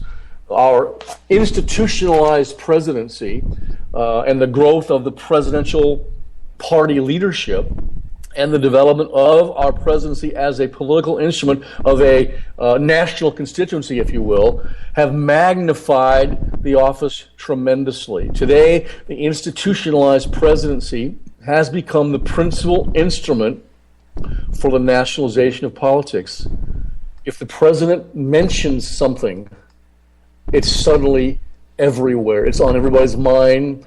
Nothing is universal, obviously, but suddenly it gives legitimacy to that particular entity, whether that be a clockmaker that is a Muslim whose clock did not appear to be a clock, and then that turned out to be was a fraud and looked more like a bomb they brought to school. That suddenly is on everybody's mind, especially when he reaches out on Twitter and invites the kid before he knows anything about this real situation, and invites him to the White House. I think that was a setup. I really do. I think it was all set up. Nothing would surprise me at this point about that, actually, because his older sister had done the same thing. Democratic government, well, exactly. She did the exact same thing. Yeah. Democratic government in general, of course, we have constitutional republic based on democratic principles. That has become the principal molder in America of the conflict system. The dynamics of expansion of the conflict are, one, the competitiveness. That is the mechanism for the expansion of the scope of conflict. Usually it's the losers who seek to call in for outside help. For example, the expansion of suffrage in America came about due to the competition for votes by the out-of-power political party. Today, the Democrats want uncontrolled immigration because they want more voters. They want to expand. They want more competitiveness. They want to expand the conflict. Two, visibility or publicity is a factor in expanding the scope of conflict. A democratic government lives by publicity. For instance, in a totalitarian regime, the press is strictly controlled by the government. Public policy is formulated in complete secrecy, as it was during the USSR days by the Central Committee of the Communist Party. Cultural Marxism and political correctness wants to control the publicity. They want to control the discussion. They want to stifle rational thought. In Nazi Germany, Goebbels told lies. He wanted to engage in political socialization by controlling and using propaganda as a tool of public control. And they did that in complete secrecy.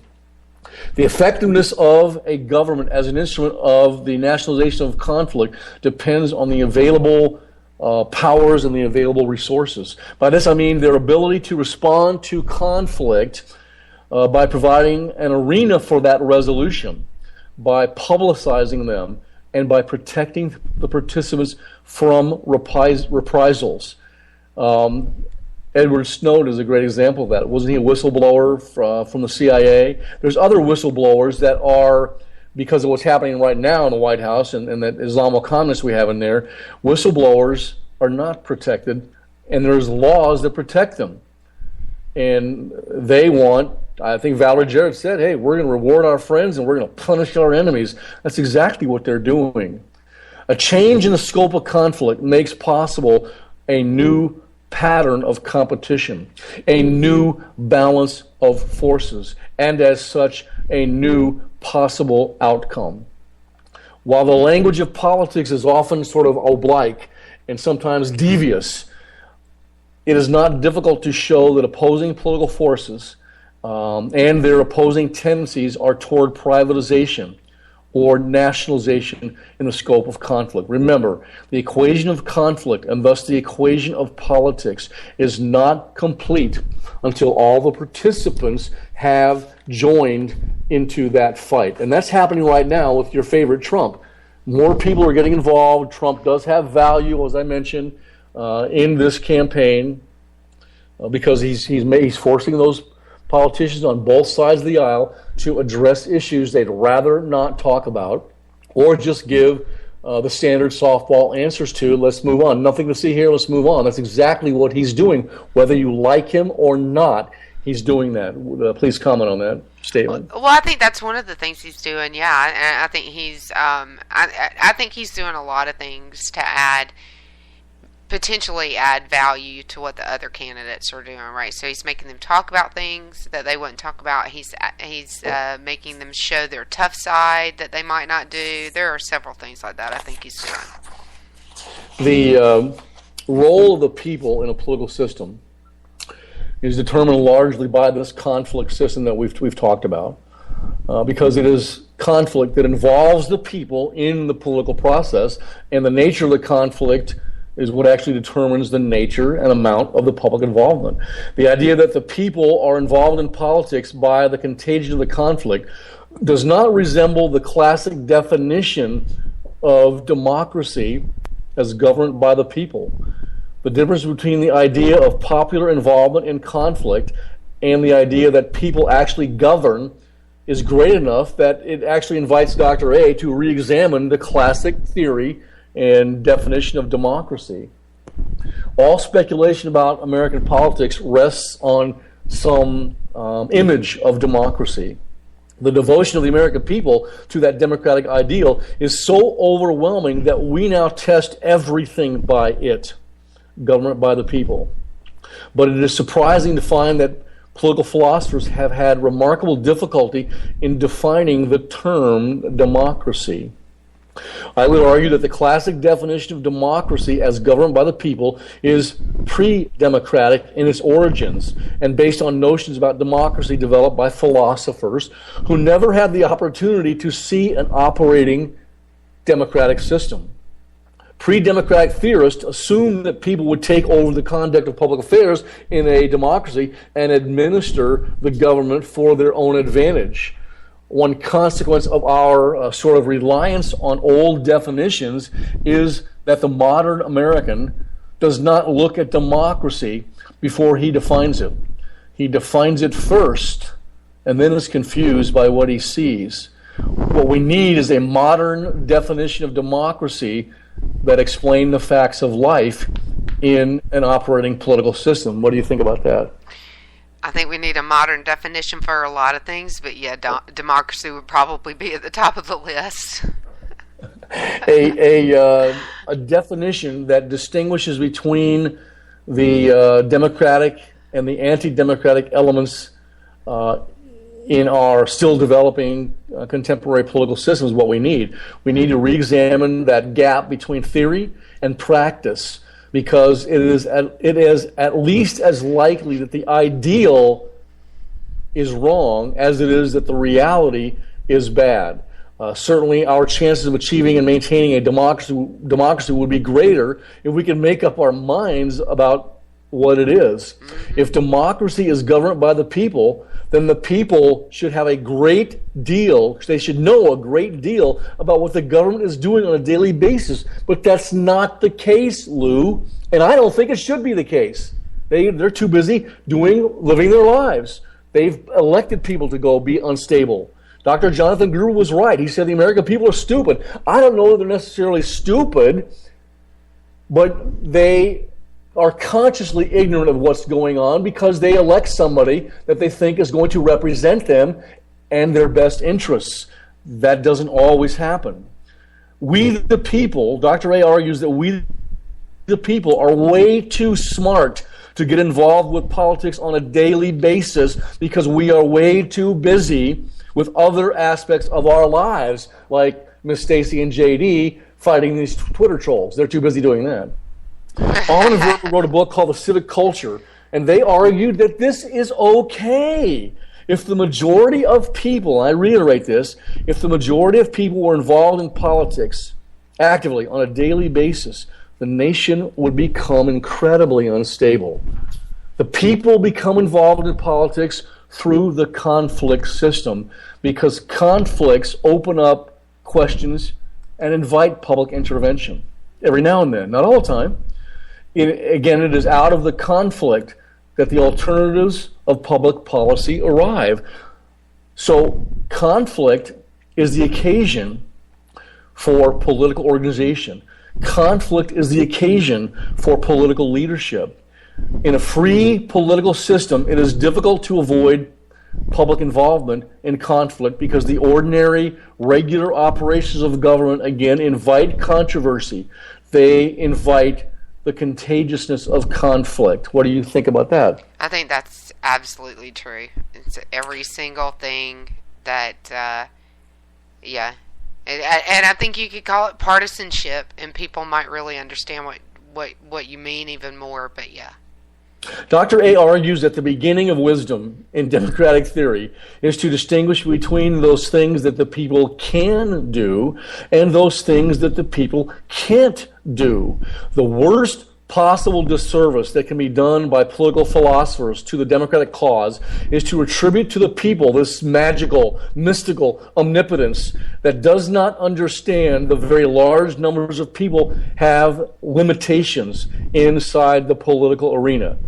At this point, it should be obvious that the classic definition of democracy has invited us to make fools of ourselves. Fools of ourselves. A popular decision bringing into focus the force of the public will support a tremendous effort to, 1, define the alternatives, 2, organize the discussion, and 3, to actually mobilize opinion. Okay? And I've got a definition of democracy that I think is a better definition of democracy. Okay. Here it is. All right. You got to close with it because we got about 2 minutes. Here it is. Democracy is a competitive political system in which the competing leaders and organizations define the alternatives of public policy in such a way that the public can participate in the conflict and can participate in the decision-making process. I leave that with you, students. Yeah, I like that. I think that's a great definition since we need one. Thank you, Dr. A, for giving us one since we decided that we needed one. All right. I would also tell Miss Stacy to save her pennies because I want that money. Yeah, I want that lobster. Well, we'll see. And I'll be highly surprised if Hillary Clinton is ever indicted. I can see her making a deal, but hey, you and Stacy can fight it out about whether that counts or not. Thanks everyone for joining us. It was a great Sunday, office hours with Dr. A, and you can find me Thursday nights at 8 p.m. here on K98 for Red Nation Rising Radio, and we're back here every Sunday at 3 p.m. Right, Dr. A? I'll be here. Looking forward to it. We'll get to some of those things that we talked about today, sort of as a teaser, and we'll talk about those next week. Maybe we'll talk about the presidents and popes. Talk about Mr. Boehner. That'll still be a hot issue because they'll be, going through that selection process for the next guy. So those are things we can talk about next week. Yeah, maybe we'll have somebody interesting call in next week too. All right. Well, all right, sounds good to me. All right. Wonderful as always. You guys have a great Sunday. We'll see you next week.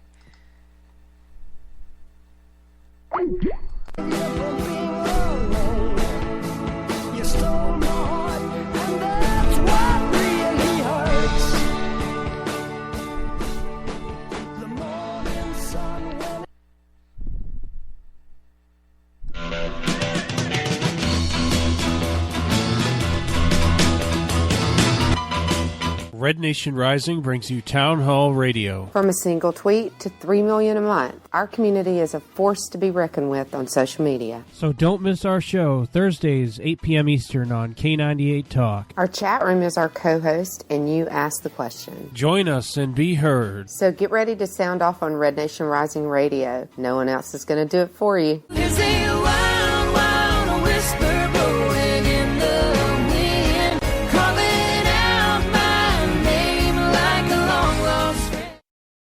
When our water heater broke down last month, it was a nightmare. It took 5 hours for the plumber to show up, and he charged us a couple of $100 just to come out. And then it cost another $1,800 to put in the new water heater. By the time it was all said and done, I felt like I'd been taken. But what else could I do? The smartest thing you can do is get a home warranty from American Residential Warranty. Their home warranties pay to repair or replace all your major appliances when they break, and they will break, and at the worst possible time. Call American Residential Warranty right now for free information on home warranties starting at just pennies a day. Don't wait for your refrigerator to stop running or your ceiling fans to stop turning. Call American Residential Warranty right now. Ask how you can save up to 50% on washer and dryer coverage. Just call 1-800-513-6154. That's 1-800-513-6154. Again, 1-800-513-6154. Call now.